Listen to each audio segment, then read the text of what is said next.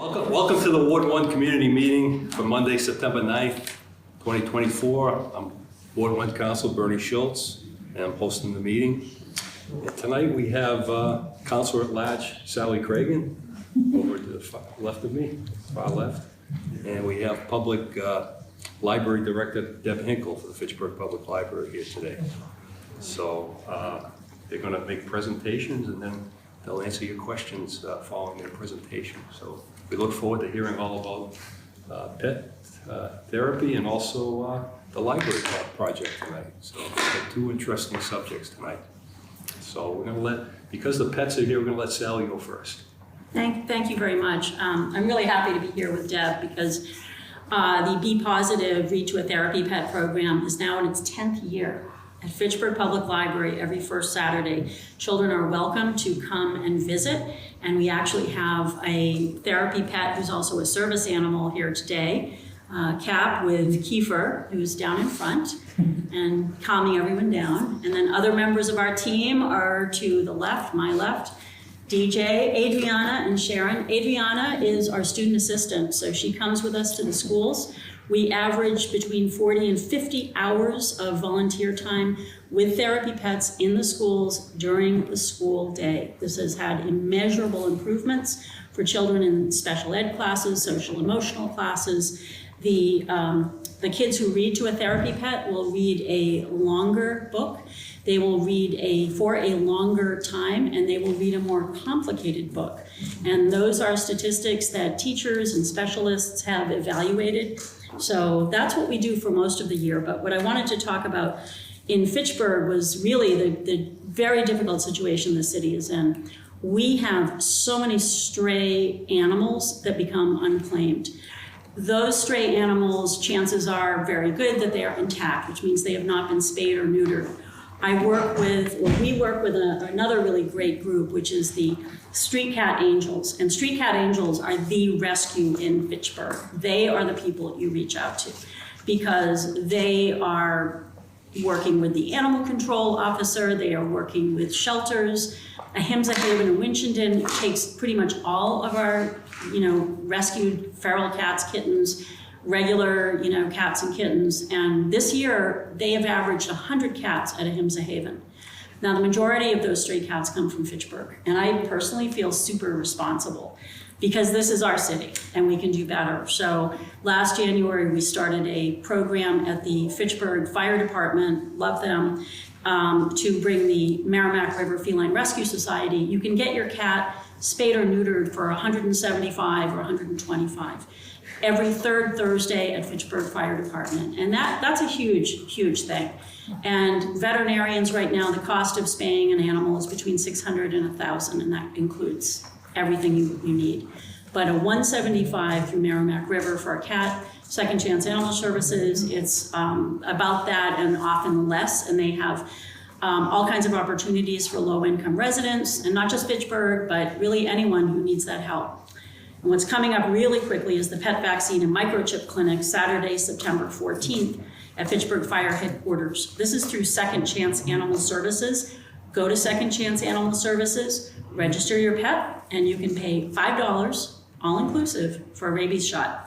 Distemper, $5, microchip, $22. And thank you, Joanna and Lily from the clerk's office. This is the first year that we are offering licensing for Fitchburg dogs. It is mandatory in Massachusetts, your dog be licensed. It is mandatory they receive a rabies a tag, and that keeps everyone safe.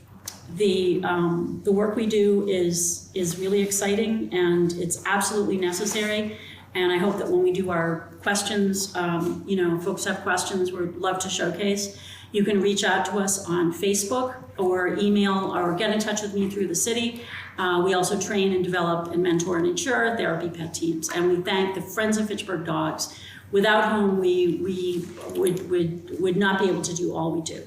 So they're a really important part. We have board members here tonight, Brenda Covino-Watson and Mayor Sam Squalia, and the Friends of the Fitchburg Dogs. Their first big project was our dog park. So, woo! Yeah. Yeah, Fitchburg is we care about pets, but we really need to care more. So I think that's it for me. Thank you, Bernie. Thank you, Sarah. Yeah, I was gonna say that a lot of people still don't know that Fitchburg has a leash law for dogs. Yeah, yeah, we know that. We have a leash law, and we also share our animal control with Fitchburg and Leominster. And social media has been helpful to alert people's attention to what is necessary and needed. But what we found when we go in the schools, and Adriana and Cap can speak to this, is we do speak to a lot of kids who may be new arrivals in Fitchburg who don't understand the importance of the rabies vaccine and the rest of it. And the other piece that we do is a leash exchange. Retractable leashes are dangerous. They're dangerous for your dog, who learns they don't have to listen to you. They're dangerous for you if the dog gets out of control. They're dangerous for people around you and your dog if your dog is out of control and they snap that plastic thing out of your hand.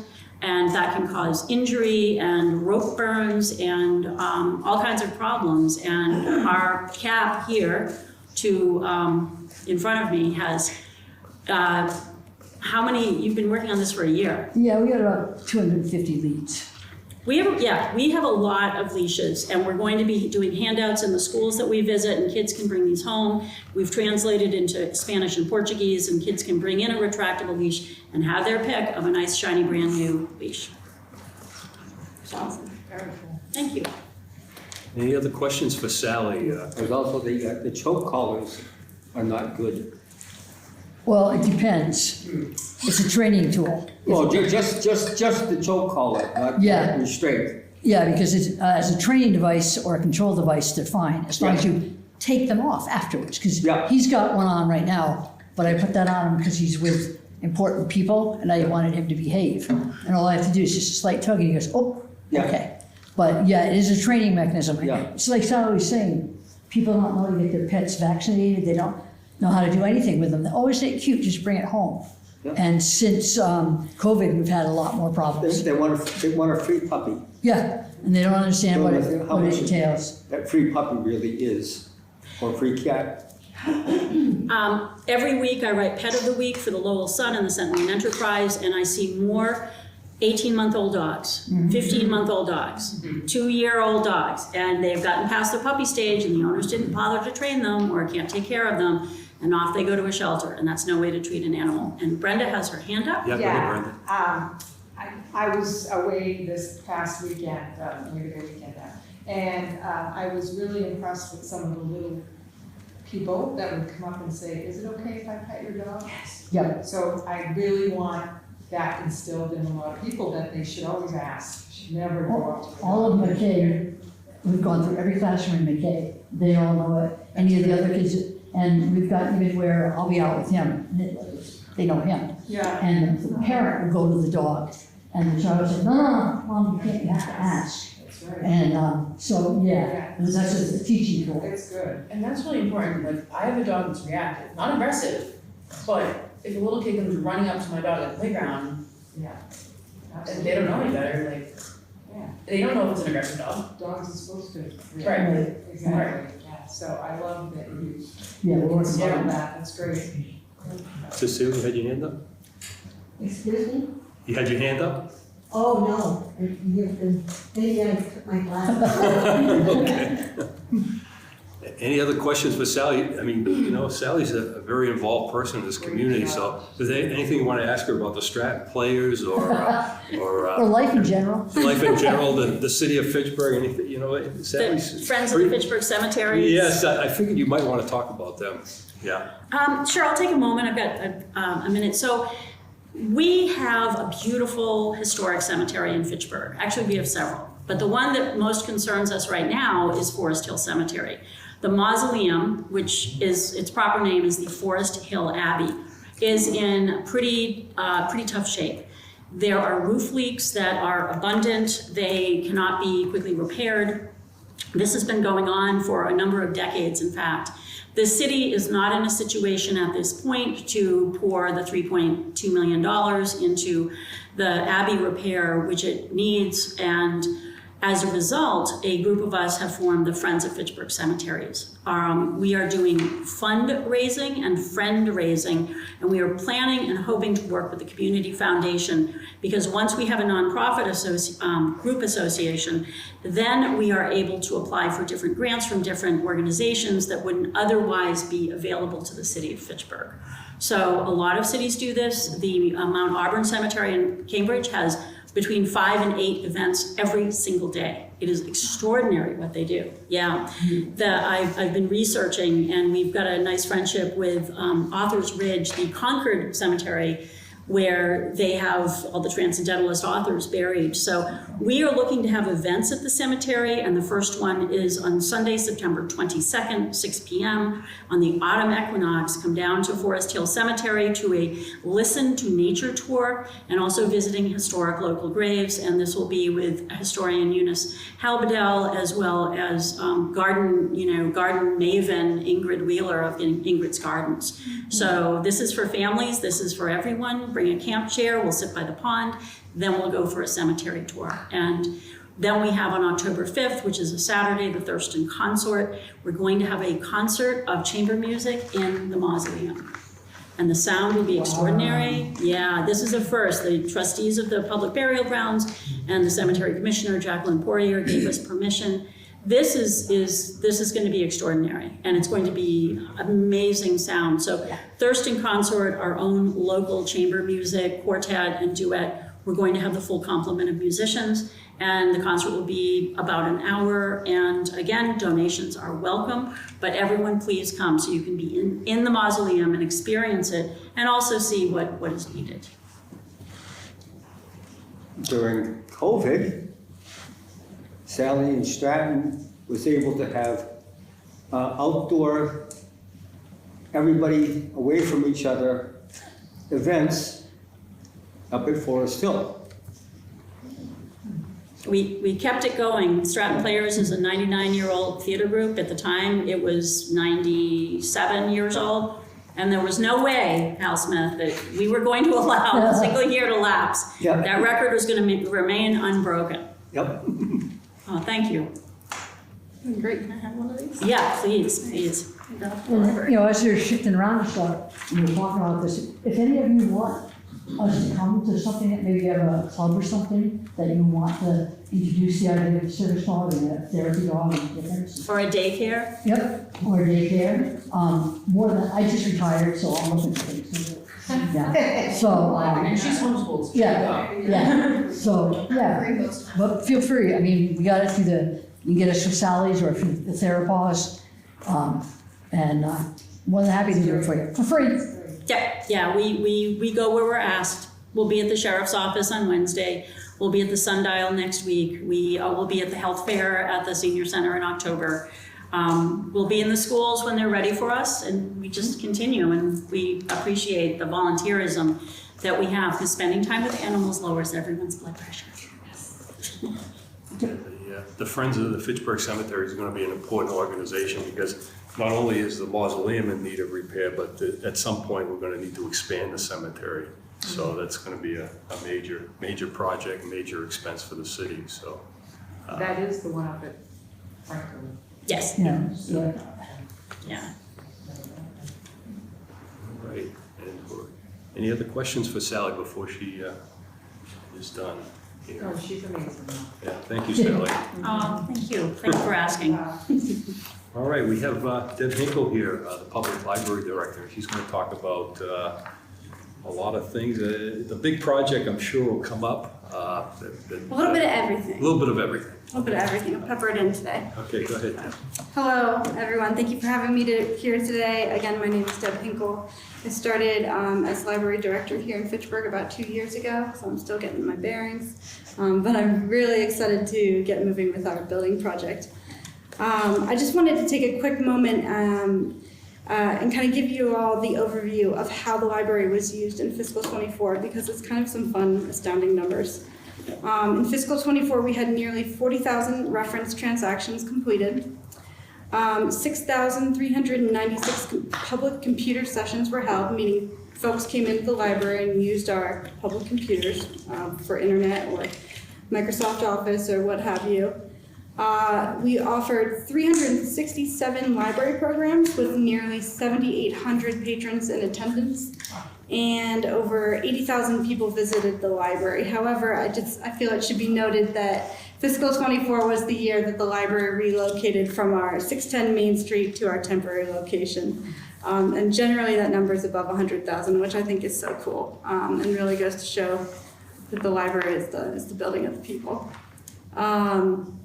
So we are currently operating at our temporary location while our Main Street building is going under renovation and expansion. You can find us at 166 Boulder Drive, Suite 108 at the Putnam Place Plaza. A portion of our collection, about 50% of our collection actually, is in temporary storage. However, the rest is over at Boulder Drive with us, and we are open, fully open to the public. The library hours right now are Monday through Thursday, 9 a.m. to 8 p.m., Friday, 9 a.m. to 5 p.m., and Saturday, 9 a.m. to 4 p.m. Quick shout out to my staff. They were able to creatively think and rearrange our shifts in order to open the library 1 hour earlier every single day without increasing the number of salary expenditures. So just big kudos to the creative thinkers we have at the library. I know coming to the library at 9 to 10 a.m. is actually kind of the hot time, so stop by. So for those interested, if you don't have a library card, getting a library card is easy. Bring in your picture ID with your current address on it. If you don't have your updated ID with the address, just bring in your ID with the picture along with a piece of mail, postdated the last 30 days. If you don't have that, come in anyway with your ID. We'll mail you a postcard, we'll get you set up, we'll be good to go. And I think it's always fun to mention that children ages 5 and up are eligible for cards too. And I think that's a really cool way for teaching kids kind of to take ownership of that. We just had a little girl on Saturday go get her first card. Yeah. She came back, she showed it to him. I'll always remember my first card. That's a monumental experience She for a was kid. telling him, and what, it's Yeah, cute. it's exciting and it's a fun Yes. way. It's a fun way for them to take ownership. Before I get into the renovation and expansion, I also just want to quickly, I promise very quickly, just talk about how. I was just gonna say that even in your temporary location, you have meeting rooms available for people. We do, thank you. Yeah. You know, we have a programming space, which holds maybe 20 patrons if we're doing a lecture, maybe 15 if we're doing a craft. And then we have our conference room, which we use for literacy conversation circles, small meetings, knitting groups, committee meetings if they're small enough, et cetera, et cetera. So we really are fortunate to be in the space that we're in. The way that we have the library set up looks fantastic. I have to remind myself every day, okay, don't forget, half of your collection is in storage. But I think This is temporary. this is temporary. But I think the staff did a fantastic job of acclimating to the space and just really, they thought through the workflow to make our patrons comfortable and happy and feeling welcomed. So big shout out to them. The core mission of libraries has always been to educate people of all ages by providing a space that will be a community hub. Public libraries are recognized as one of the most trusted institutions and are an incredible resource for enabling people to work and learn while also narrowing the digital divide that we all hear so much about. But if you haven't, we do that by providing essential internet and electronic resources. So whether it's learning to read or learning how to use the latest technology, we're here to help patrons prepare for their next venture. Again, whether that's your next level of school, your next job, maybe you're looking into doing a business opportunity or just to pursue a hobby. The library materials, programs, and people, we're here to help connect you to what you need, and the majority of it is no direct cost to the patron, so enjoy those libraries. So if you're sitting in this room tonight, you've probably noticed that the construction safety fence sitting around the entirety of the 610 Main Street building is now up to ensure the safety of our construction team as well as the community. And it's a really exciting step, just a visual step and milestone of how we're moving forward with this really monumental project. The project itself will encompass two major changes: the renovation of the existing Wallace building, built in 1967. That's the building on Main Street. We'll be renovating that, and then the creation of an entirely new and enlarged children's library and community learning center. So within both the renovation and the expansion aspect of this project, we'll be expanding the library's offerings to include a teen room, which we do not have right now, which is a huge deal. A flexible community room, and that's going to replace the current fixed seating auditorium, as well as 2 large conference rooms, 6 meeting rooms, and 2 tutor rooms for our partners at the literacy volunteers. How old was the youth library? The youth library was built in 1950. Wow. And what else was it? Youth library. The youth library was the first freestanding children's library in the country. Wow.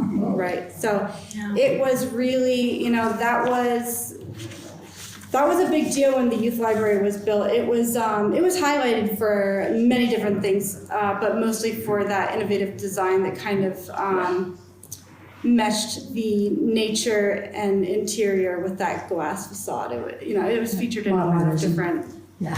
in a lot of different articles. So it's a beautiful architecture. We're really excited to move forward and, pay tribute to this historical building that meant so much to Fitchburg. With that said, are they keeping anything from the original building so that you know that that's what was there? They took down a lot of the Let me tell you. artwork around. So Okay. preserving and honoring the rich history of the Fitchburg Public Library, top on the list. It's an important element of this project, and it's really exciting to actually see our project team take those initial steps to process that. Right. The contractors have actually begun the initial work on the youth library and the Wallace building. And they've done that by removing and preserving the frieze that lines both the youth library and the Wallace building. So they've taken it down, cataloged it, noted what's going on with it, how can we preserve it, make it better, and we're going to reinstall it on that new building and renovated building as well. Additionally, you'll notice, I'm sure you've noticed, in the years you've spent at the Fitchburg Library, there are multiple sizes of owls all throughout that library. So these small owls that border the exterior of the roof of the Wallace building, they have been taken down. You won't see them out there, but don't worry, we're going to be putting on some preservation materials and reinstalling them in the same place when that renovation is complete. The larger owls that sat on the rooftop of the youth library, same thing. They've been taken down, cataloged, photographed. We'll take the measures that we need to stop any further deterioration, and then those will be reinstalled in the children's room, along with the owls that were out in the courtyard. We'll also be putting those in the children's room, I believe. And just on the note of historical preservation and giving a nod to that, also included in this project is the historical gallery, which will feature, I don't know if you've noticed the monument outside of the main entrance. Those panels will be put into the walls, so it'll be kind of like a walking display, as well as the Wallace Rodney, that's a hard one for me, Wallace Rodney portrait, which has been restored thanks to the Board of Library Trustees. So that's going to be a gorgeous historical gallery, and really highlight the history of both the library and Fitchburg in general.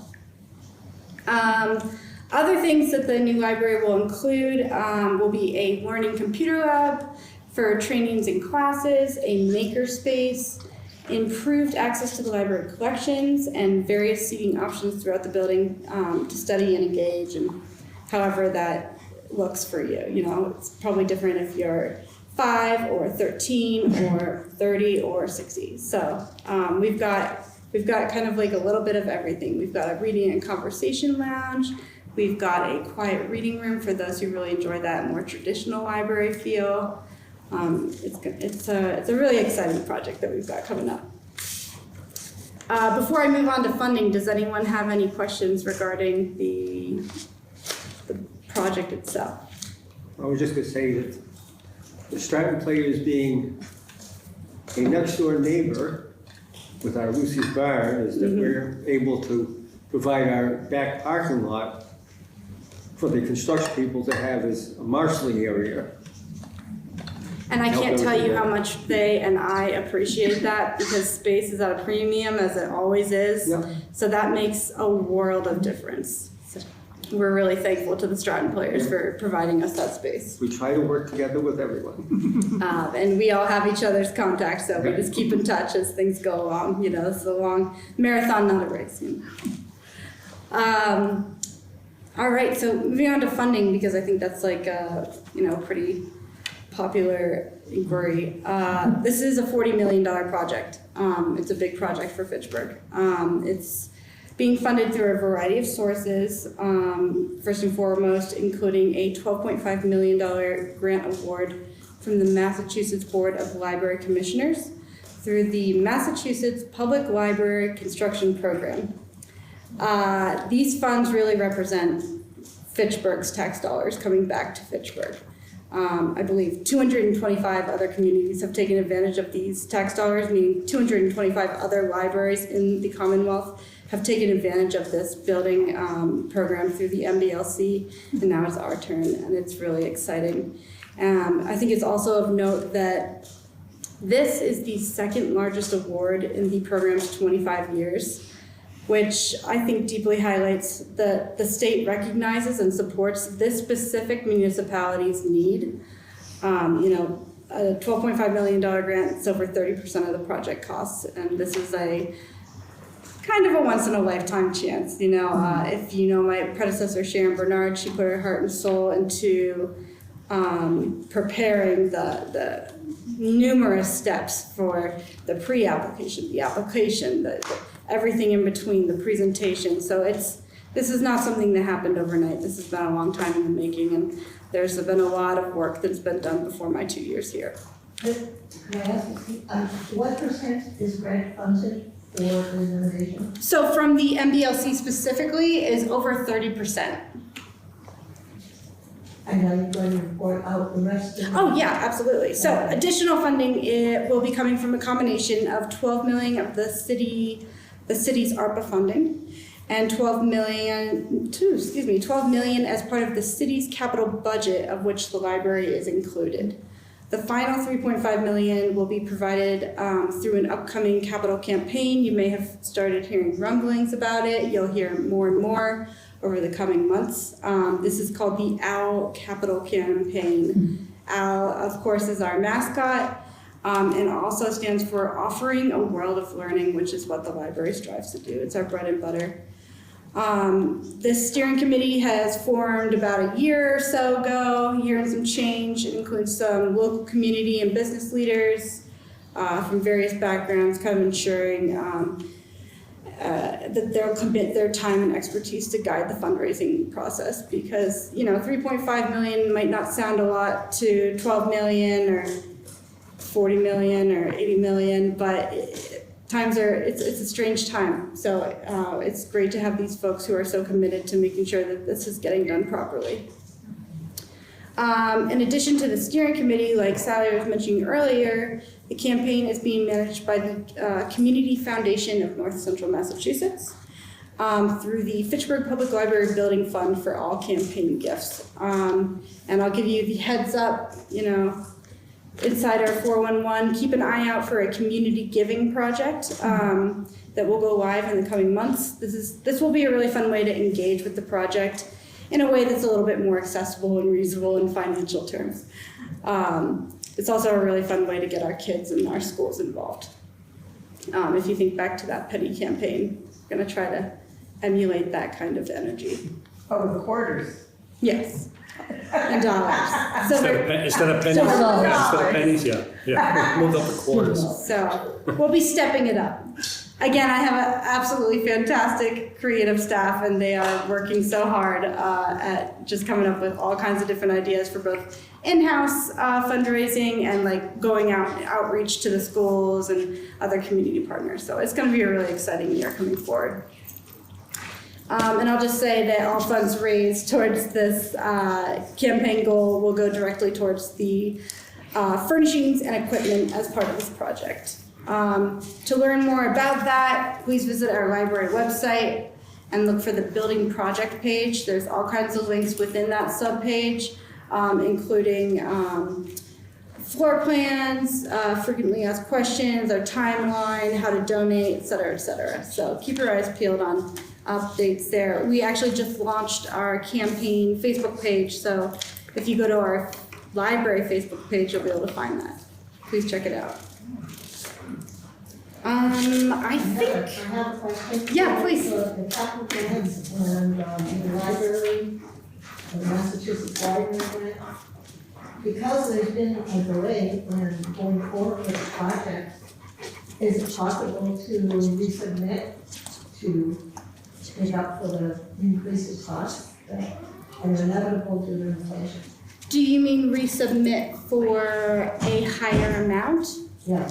This grant program has closed. The MBLC has worked very hard to supply additional funding, which they did come through with, numbers to be announced in the future. But yeah, you know, we've got a lot of library advocates throughout the Commonwealth that have really come to bat for these public libraries. So we're very fortunate in that regard too. Great question. Anybody else? Any other questions for Deb? I would encourage you all to stop by the, oh, you got a question? Just a question, how will how will Fitchburg vote that $23.5 million? They're gonna take a bond out on that to pay that part? No, it's only 12 million, Bruce. The bond, the Is that loan, yeah, the loan is gonna be for 12. Okay. So Correct, Deb, is that's that what correct. Fitchburg's gonna do, take out a loan for that? For that Spread amount, out over how long? probably 20 years, I would imagine. Okay. What's the end date on this? When do you expect it should be able to move in? We hope to reoccupy the building in 2026. I'd say mid to late. Thank you. If you don't have any other questions, I really do encourage you all. I have very much enjoyed Fitchburg Public Libraries and the staff is great here. But have you considered some kind of incentive for people who you're asking to donate to the library?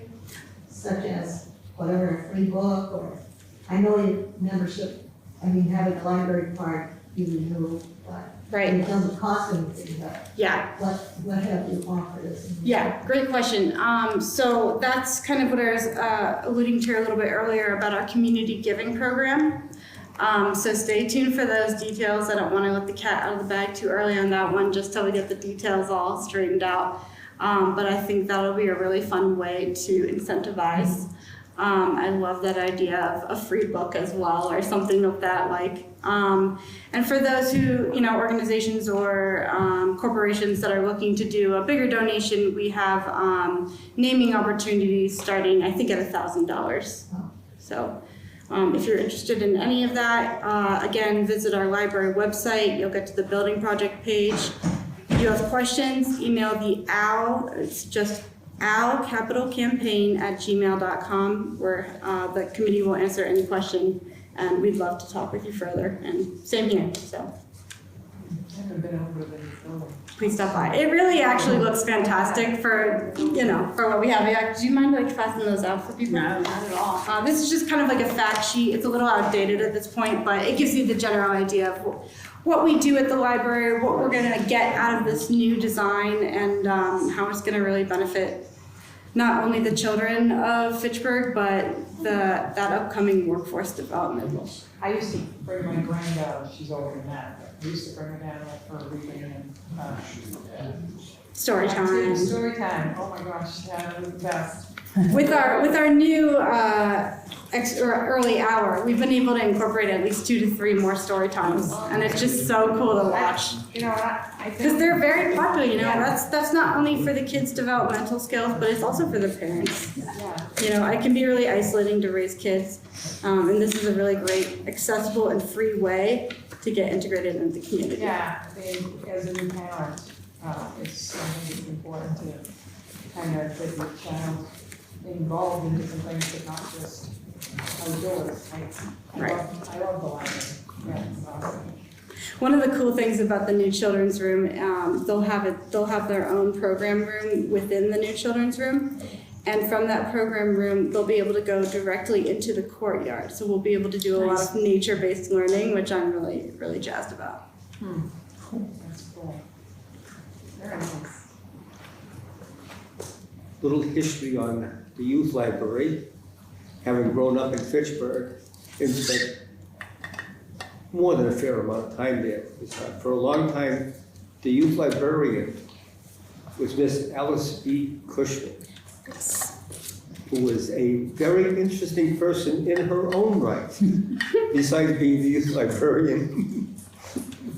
So, Absolutely. I can't tell you the number of stories I've heard. yeah. I love hearing about the past staff, you know. Well, I just have a quick comment, which is, Deb, we're so glad you're here. And we're so glad that this project is happening. And, you know, Sharon Bernard is a very good friend and a very good friend of Fitchburg and has been for all her life. And, you know, to see the continuity on a very complicated but essential project, the library is the one place that people go where all ages, there's something for every single age, and it's all positive. And I think of all the city departments that there are, they're all essential. But the library really has opened doors in a way that brings the community together. And when my daughter was 1, we started the Lego Club. And then, again, that was every second Thursday it turned into weekly. But my daughter took her first steps among Legos. She's now 15, but this is a library where if you have an idea and you want to make something happen, the philosophy is make it happen. And the fact that Eleanor Roosevelt came to the opening and did a special column of her My Day column that she wrote, and took note and was amazed by what was happening in Fitchburg is just incredible for that moment in time. But we're surpassing that. What's happening now. So thank you, Deb. Thank you, Library Board of Trustees who are present tonight. And Matt Bruin in the audience, Chair of the Board of Trustees. Thank you, Matt. Yeah. Thank you, Sally. Sharon's had a long history with the library. Indeed. Because we've had Sharon Bernard on stage and other things. And before her, Liz Watson was very active. Yes. In the Stratton Players. And I will say that the Fitchburg Library, for a time right before COVID, we had some play reading meetings there, and the collection of plays at Fitchburg Library is stunning because you guys really kept it up. And that, having the subsects of people's interests, and I know people who go to the library for technical materials or music. I mean, my whole generation of kids would go there and take out records. It was great, and it will continue to be great, and we're grateful. Yeah. But you got to work on getting Deb on stage. I knew you were going to say that. Yeah, you knew that That's was just coming. not where I shine, but maybe someday. There's always backstage help. I am a good stage crew. Yep. Yes, in her free time. Free moments. Yeah, it's going to be an incredible new facility that's just going to be able to offer so much more programming and curriculum and community opportunities to really just collaborate and grow those partnerships. So stay tuned for 2026. Thank you for listening. Cool. Any other questions for Deb before she departs? All right, well, thank you everyone for coming. You didn't have to be on camera tonight. The next meeting is going to be in October, the 28th of October, Monday the 28th. And that one is going to be a little later. It's going to be at 7 p.m. because the Cultural Council's meeting beforehand. And we're going to have Council President Zarella and City Clerk Joanna Bellotta are going to be coming to that meeting to present and answer any of your questions. So thank you all for coming and good night.